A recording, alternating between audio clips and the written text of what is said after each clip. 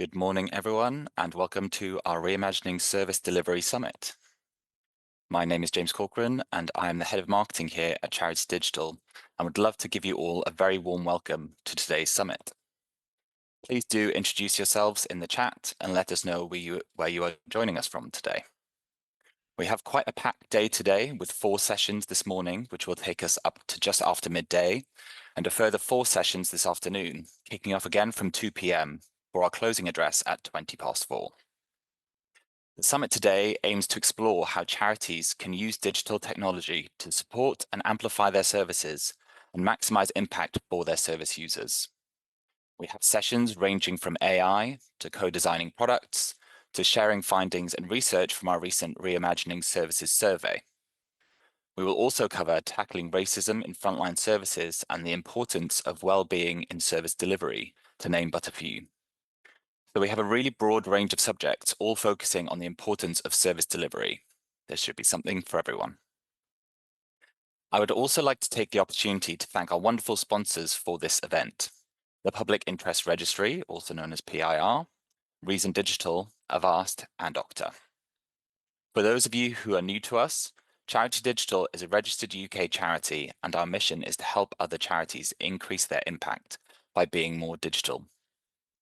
Ahead of today's sessions, we would like to share some exciting news with you all.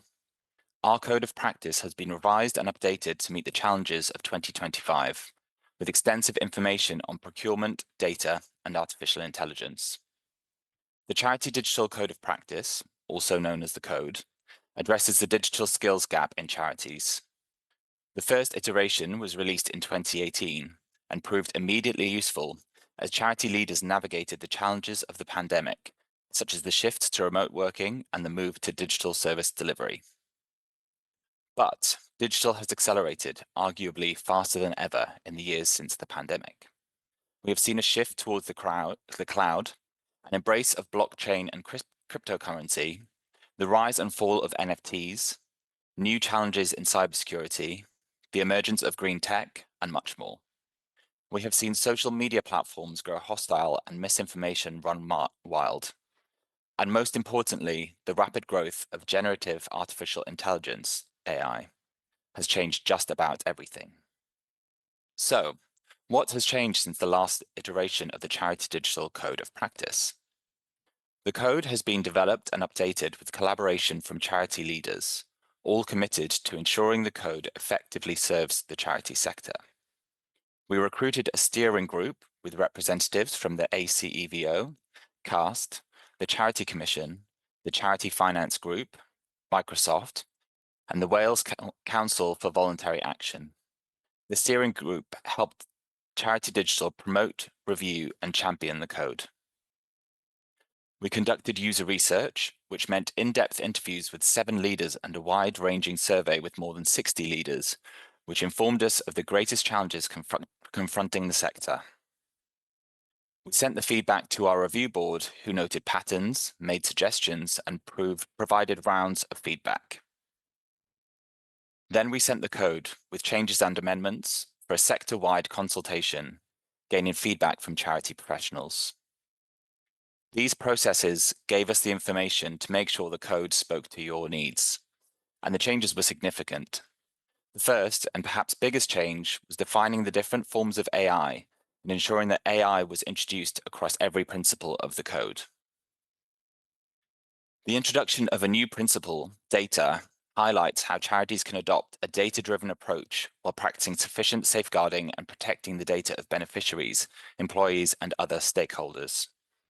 We've added tips on how to buy digital and more on cybersecurity. We have enhanced the glossary, extended advice on inclusion, and so much more. These are just some of the main changes. The majority of changes are much smaller, making sure every sentence provides the best practice advice and continues to support the sector. The code should be used to benchmark digital progress and to inform key digital decisions. As such, we recommend that organizations use it regularly. Some charities may wish to make digital a standing item at board and leadership meetings, as appropriate to the size of their organization. The code is separated into key principles, each broken down by an explanation of why it matters, what success looks like, and the best practice that is needed to achieve it.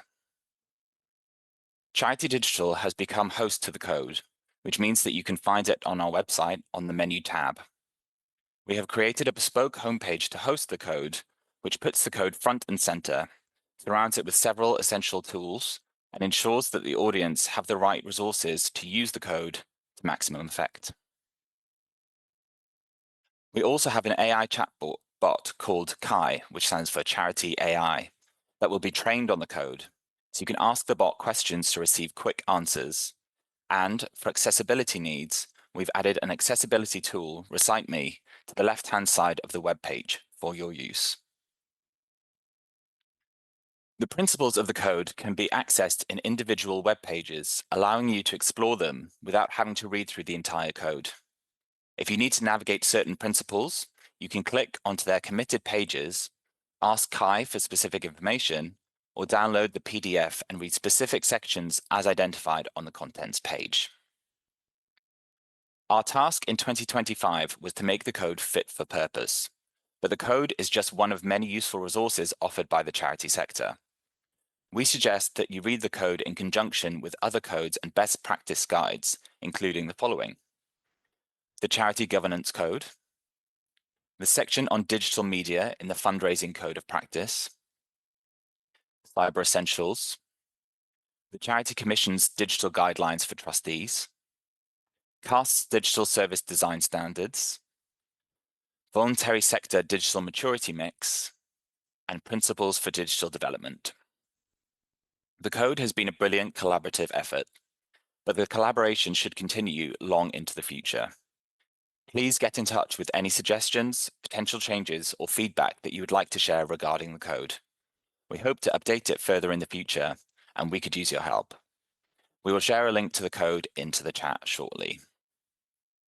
Now, just before we head over to our first session of the day, which is designing AI-powered services that still feel human with Reason Digital, I just wanted to share a few house rules and pointers for today's summit. The sessions are being recorded and will be sent to everyone who registered in the next few working days. Any slides that are shared together with any resources will also be made available, so don't worry if you've missed something. During each session, please feel free to ask questions in the Q&A section for the speaker to address at the end of their presentation. We have a member of our team on standby here to manage the Q&As. Finally, if you encounter any sound or image issues, please let us know in the chat, and we'll do our very best to get the session back to normal as soon as we can. We hope you have a wonderful day, and the sessions not only give you food for thought, but also provide you and your teams with a lot of helpful takeaways. Thank you very much.